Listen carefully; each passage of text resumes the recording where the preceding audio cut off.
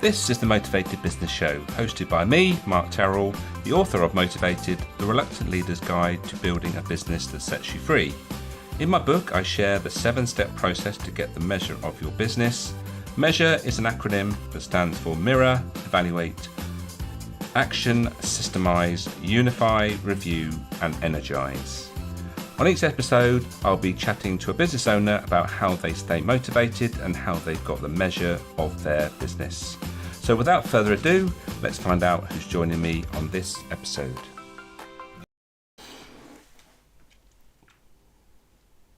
Hello and welcome to this episode of the Motivated Business Show with me, Mark Terrell.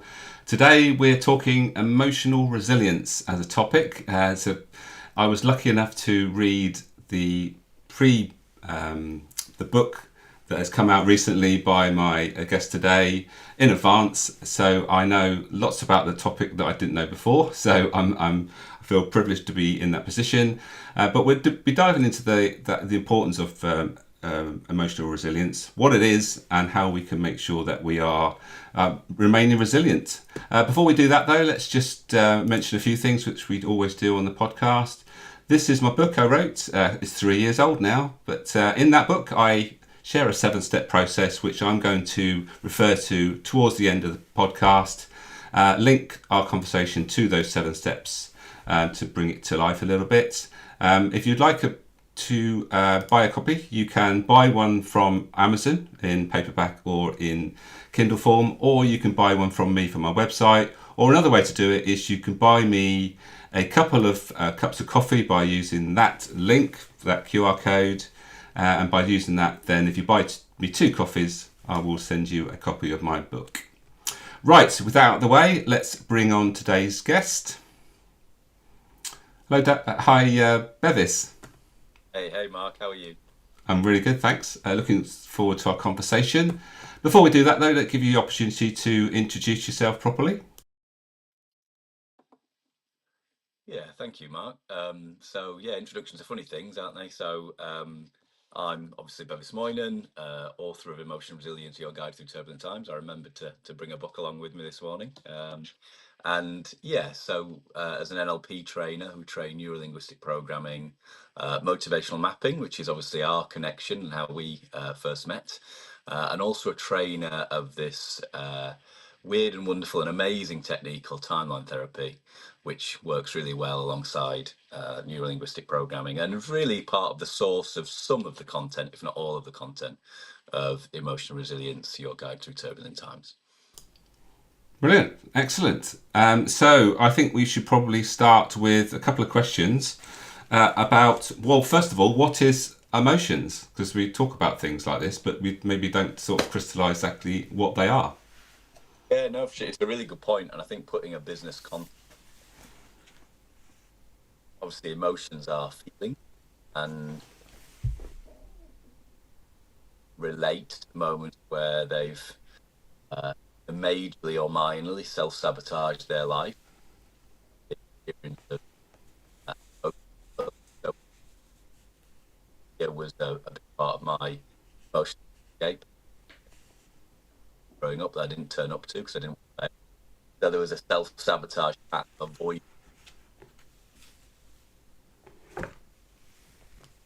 You'll have noticed that anger may have at some point affected their communication with others. So emotions are feelings, and at times, if a lack of emotional resilience or awareness causes self-sabotage in life or our business, not careful or aware, and really that's what the book is about. It's about to avoid those. Bevis, we've got some technical issues because you keep breaking up. The sound isn't very good at the moment, so I'm not sure what's happening there, which is obviously a little bit concerning because that's not going to be good going forward. But we'll soldier on for a little while and see what happens with regards to that.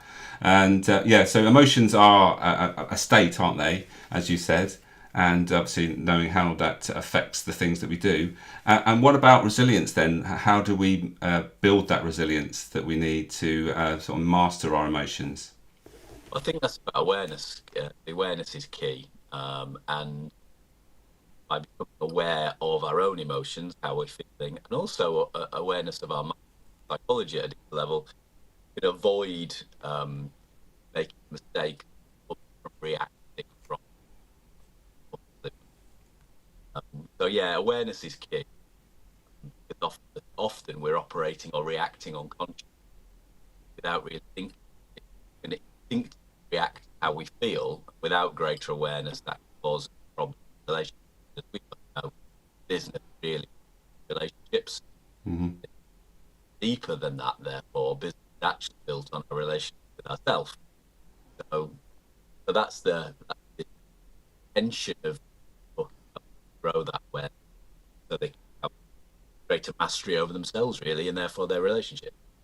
Yeah, yeah. Sounds keeps dropping in and dropping out, so we'll just see, give it a little bit more time. I was. It's interesting what you said there because I was listening to Mel Robbins and talking to Oprah Winfrey the other day, and she's come up with this concept of just let them.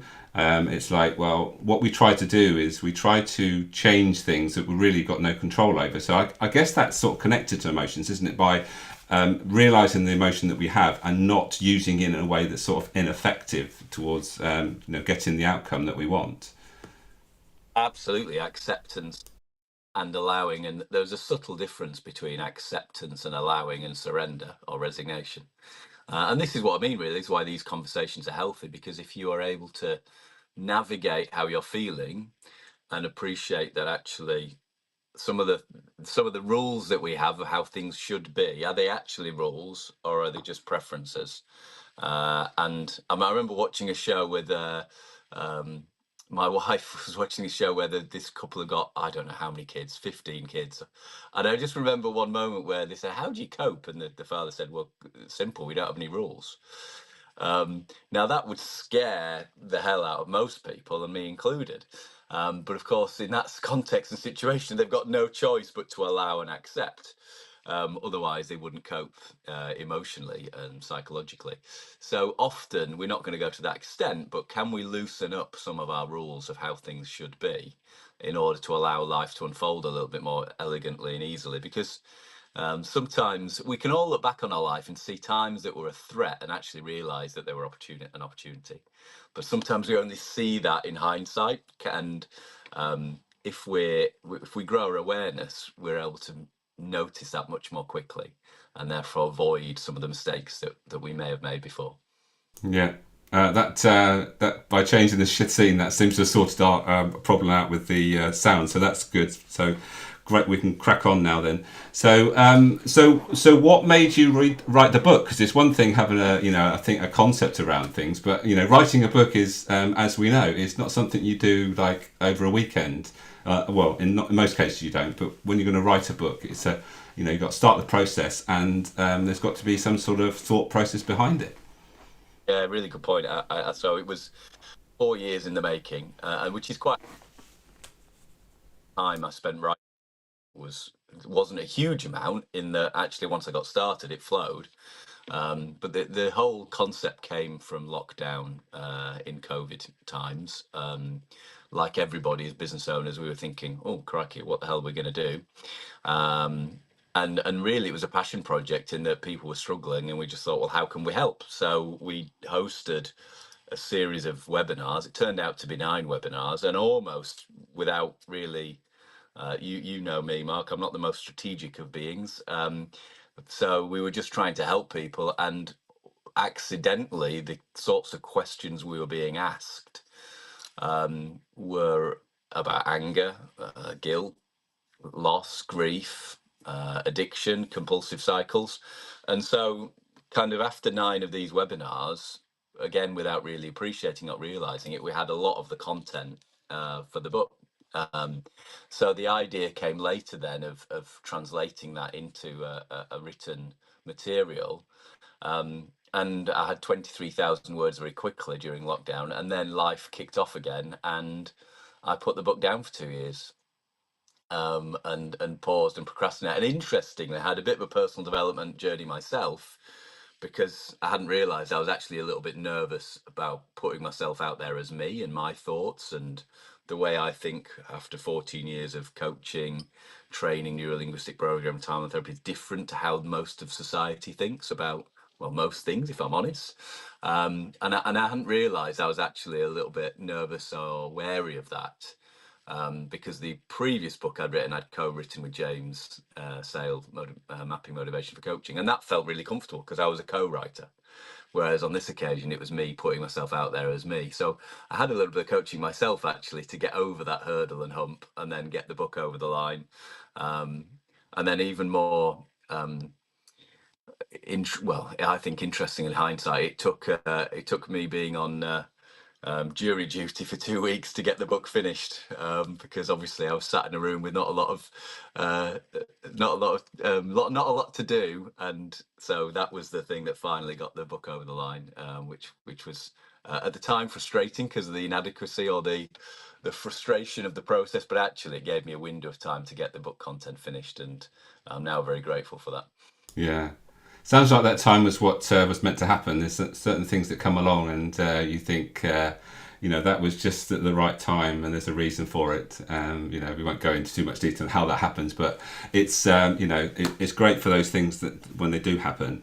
I came across a guy, well, probably a couple of years ago now, called Jim Lower, and he talks about energies and managing them. And one of them he talks about is emotional energy. And the four actually he talks about are mental, emotional, physical, and spiritual energy. And if you manage them, he's a sports psychologist, and he worked with some of the big major sort of tennis players in the time. So I guess what we're talking about here is linked to energy, and also the emotional side is if we're able to harness it, then it's going to give us something as opposed to take something away.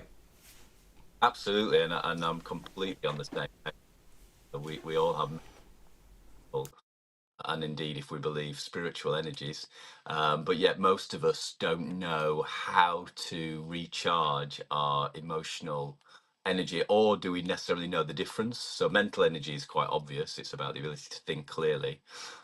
Physical energy is obviously quite obvious. It's the ability to do the things that we want to do or need to do physically, and therefore nutrition, sleep, eating is the go-to for people. Um, but how do we recharge emotional energy, which is actually our ability to be? I always give the example with business coaching clients. Have you got the ability to be compassionate with your children or partner at 9 o'clock at night? And that's often a telltale sign. If we've not had enough time during the day for ourselves, for our own, and often it's quiet time or meditation or walking in nature or just simple silence. I had a coaching client recently. We just went for a walk just for 10 minutes. And actually, it was like a different person came back in the room after that 10 minutes because his mind had cleared, and all of a sudden things came up in the session that wouldn't have come up before. So, and the Stephen Covey quote, of course, is if we're going to chop a forest down, we want to sharpen the axe or the chainsaw. In modern life, we are using our mind and our brains to perform our tasks. And when do we sharpen the axe? When do we take that time? And for me, the axe is exactly what you just talked about: mental, emotional, physical, and spiritual energy. I love working in sport, as you know. I've got a number of professional golf clients, not a huge amount, but three clients I really enjoy working with, and of course they benefit from working on those different energy buckets, because a lot of professional sports people are teeing it up in golf or entering into a tennis tournament with those energy buckets low, and of course you can't really expect to compete if your energy's low. That's just the nature of, and the same in business. You can't be at your best in business if your energy levels are low. Yeah, that's really interesting. And obviously, there's a knock on here. What I notice more and more with my clients is that they think they have an issue that they need to overcome, but it tends to be sort of develop into more than that. There's other things underlying. So I remember I was on a one of your webinars not so long ago, and you started talking about the link between chronic pain and emotion. And that's a really interesting thing, because I think a lot of people probably only think of physical things being physical. They're not attached to anything other than that. So do you want to sort of tell us about how our physical ailments can actually be linked to an emotion, which would probably not be associated with a sort of physical a problem initially? Yeah, thank you, Mark. So it's something that's top of my mind at the moment, because we've just run a course where one of the things that the therapists and coaches were learning on the course was how to help people to release chronic pain. And I say release chronic pain because if someone's got pain associated with joint, it's typically joint pain, back pain, shoulder pain, neck pain, although I have seen it in people's stomach and abdomen or hands as well.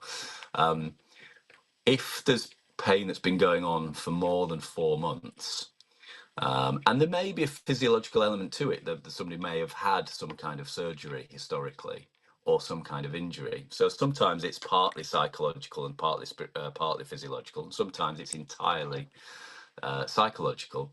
And the theory, if you give you the theory first, is that if we, when we're younger, we're not able to cope with the emotional landscape, we repress emotions. It's our only way of handling or dealing with it.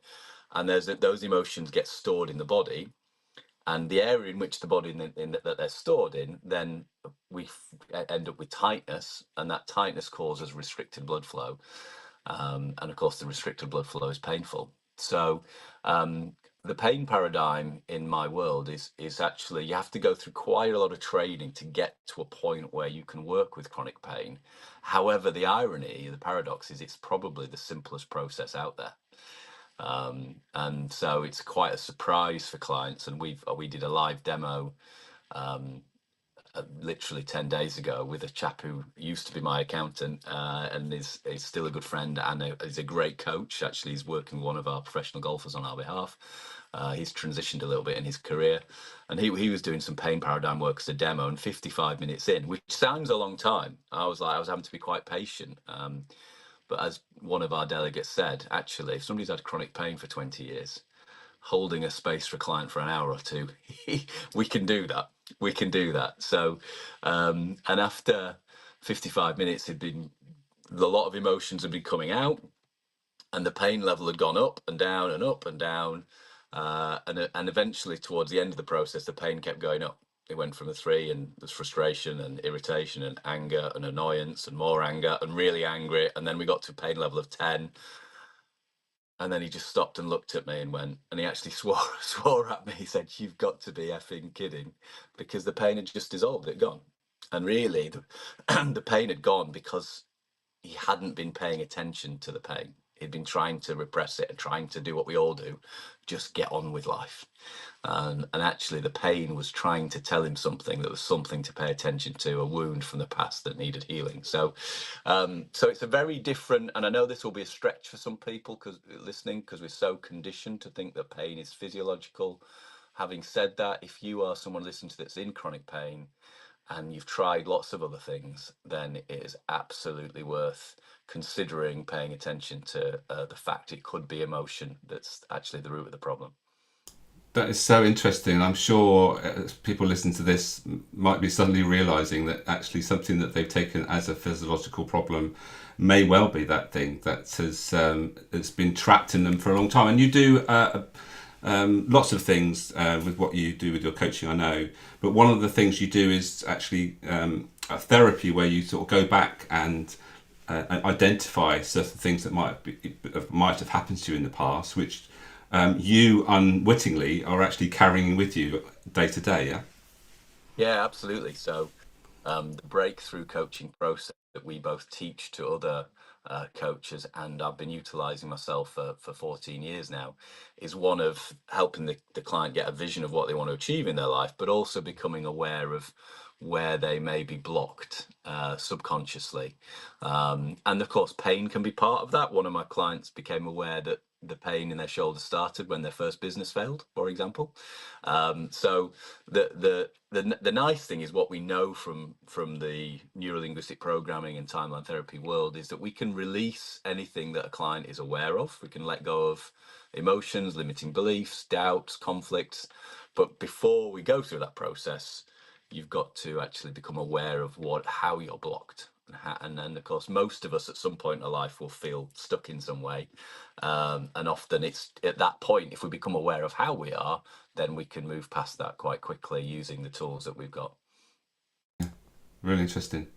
Right, I'm aware of time, so it's running past very, very quickly. So wouldn't be right if we didn't mention motivation and motivational maps in particular that we use as with our clients, because that's, as you mentioned earlier, is what has connected us in the first place.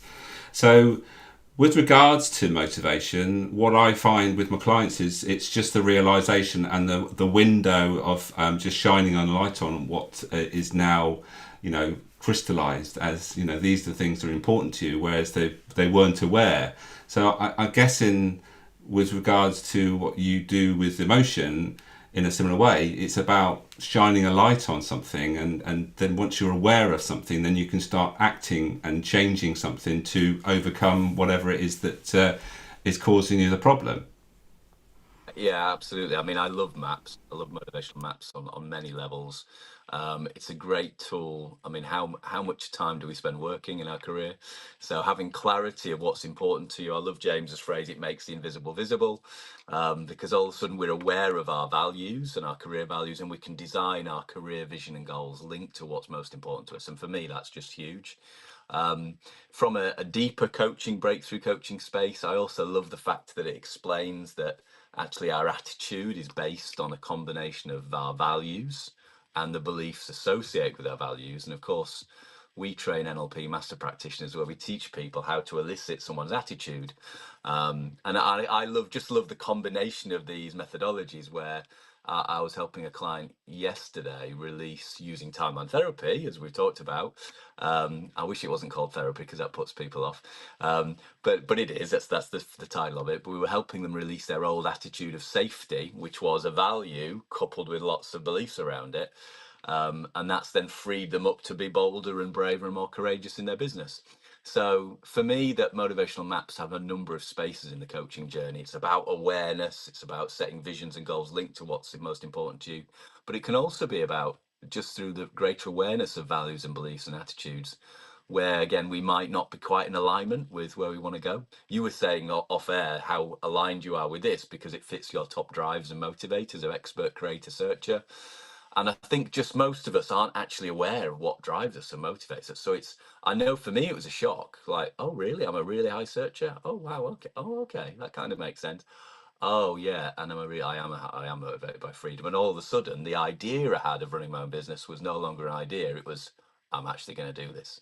And as we both know, there's a difference between a dream and an idea, and a concrete, crystallized moment, which motivational maps gave me of no, I am following through on this. It's going to happen. And on that note, it's also not just about our top motivators. Sometimes our lowest motivator can be our catch us out, and I'll be our Achilles heel. You shared to me before we started about an issue you had with promoting your book, and that how that's making you feel. Do you just want to sort of elaborate and just talk about how you overcame that? Because obviously that's linked to something in a motivational way, I think. Yeah, for sure. So star is quite low on my motivational map, and star is about recognition and the desire for recognition, um, and actually that's kind of the marketing driver. So if you work with somebody who's a PR or marketing specialist, they're likely to be a higher star, not definitely, but likely to be. So putting yourself out there, for me, it's not something that feels necessarily naturally comfortable. But as James Sale directly gave me feedback in when he once had my map in front of a room full of people, he said Bevis needs to get out of his own way because clearly he's very good at what he does, and he needs to put himself out there. And you know how direct James can be. I was like, oh, okay. And he's right. He's right. So, and I think that again is a wonderful opportunity for coaching. We see it in a different way, with our coaches, therapists that we train, that a lot of them are high searchers, want to help people, but not motivated by money. And we have to remind people, well, if you're going to run your own business, it's quite handy to actually pay attention to money. And so it's a really healthy, it helps people notice where their blind spots are. Which again, I know you're a big advocate of helping business owners become aware of their lowest preferences and how that can help them take action, which they might, and the accountability of a coach to actually move and take action against your lowest motivator is such an important part of the coaching process, I think. Yeah, I think the important thing is that there's no good or bad motivator. All nine are relevant and good in many ways. So, and you can get a negative sort of mindset around them. And if it's your lowest, it's most likely that the case. And then if it's very, very low, it might be almost something you're avoiding. So if that's the case, then you've got to think, well, there's no good or bad. So why am I avoiding it? And actually, what is it holding me back from doing if I'm not doing that thing that's associated with it? So that's why I like it so much, because it gets that thought process of what do I need to do more of that I'm avoiding, which is key. That's really great. Just before I just sort of move back to talk about the 7-step model, which I'm going to do in a second. Just tell us a little bit. We saw the cover of your book on the last scene. Do you want to just tell us about how you decided on the cover of your book? Um, so, yeah, so the book for me is quite poignant, really, because my mum died during lockdown, and actually pretty much at the process where I started the book. My dad passed away this summer, just at the point where I was finishing it. So it's dedicated to my parents. So I was very blessed to have two amazing parents. I know that's not the case for everybody. And in the process of deciding what the front cover was going to be, the chap who was helping me with editing was sending over suggestions, and I took a photo of my mum's painting, because I had an idea of a mind and a dark backdrop and it being quite moody. And actually, the book also is a wraparound, so the painting actually wraps around kind of front to back cover. I don't know whether people can see that. So yeah, I took a photo of the painting and sent it through, and Joseph came back to me and said, "Well, let's just use that." So we broke a few rules, really, because personal development books are meant to be glossy rather than matte in finish. But I got a lot of feedback from my coaching group about as to when I shared the front cover, because it's not what people expect. But so for me, with a book on emotional resilience, I've got an emotional connection to it. So really, that's why I chose it. Yeah, yeah. And so yeah, and hopefully enough to make people intrigued. Yeah, no, I love that, and that's this important thing to think about. Book is an emotional experience, and then that extra emotion that your mum's photograph or your painting, I should say, is there forever, and it's on every book that goes out. So it's that connection to her is magical. Okay, I'm going to give you a couple of minutes just to sit back. I'm going to share some thoughts on what we've been discussing, Bevis. So as I said at the beginning of the podcast, I was introduce or talk about the 7-step process. We all start here. This is the starting point, mirror, understanding ourselves, not just about motivation. I also dive into the importance of behaviour styles. We always do things in a different way, so understanding what the implication behind that as well. And also character strengths are key as well. So mirror, putting the mirror up, understanding yourself, because what most people do is start here. They evaluate where they are today and where they want to be without doing that sort of understanding of themselves. And I think sometimes, or in most cases, it sort of catches up with them because they haven't understood exactly what they want, why, for instance, like starting a business. If you know why you're doing it, then you'll make much more, much better decisions based on the thing that you want at the end, as opposed to just creating a business around maybe money. If money isn't a driver, then why would you do that?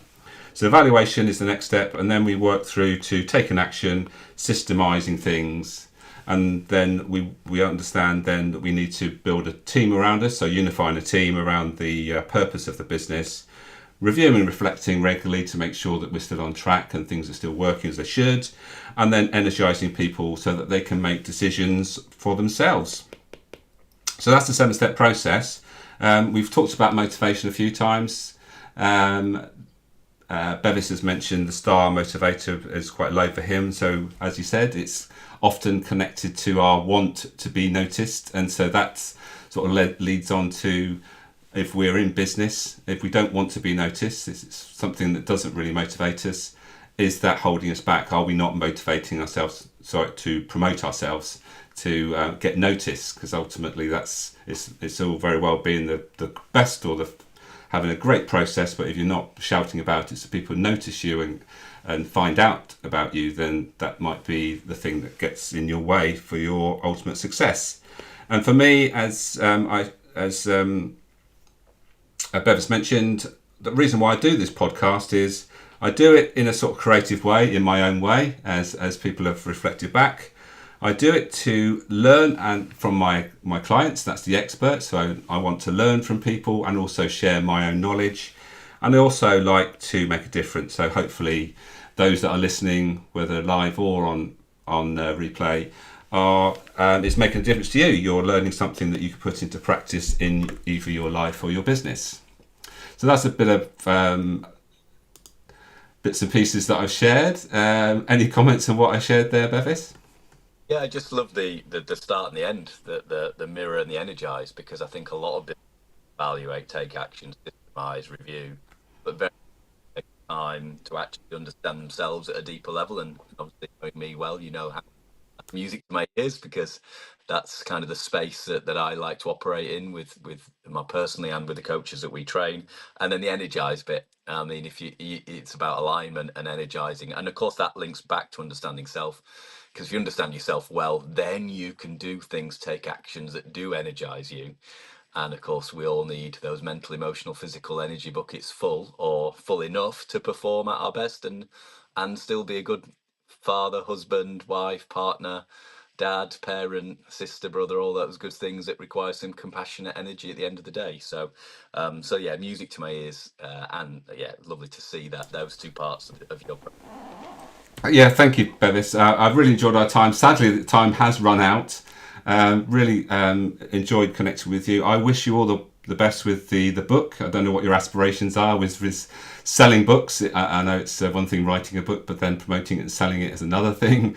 And I wish you well with that. I think there's some great content. I highly recommend it. We'll put the link in the comments wherever you're seeing this. So if you're interested in buying a copy, I'm guessing Amazon's the place to buy it. Yes, so we'll put a link in there so that you can go straight to Amazon to buy the book.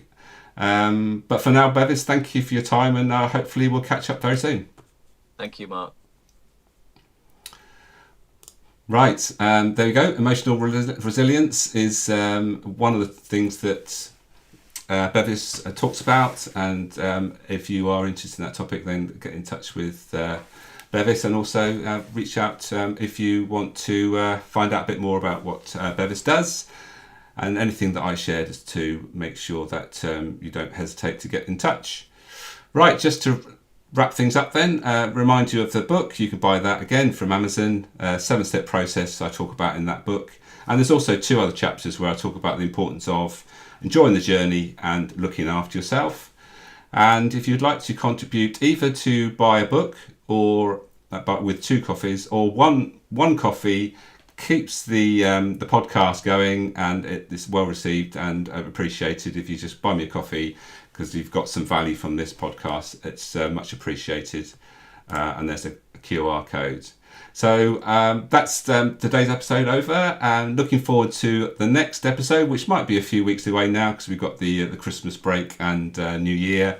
So whatever you're doing, have a great time over the festive period, and I will see you in the new year, 2025. Let's make it a good one.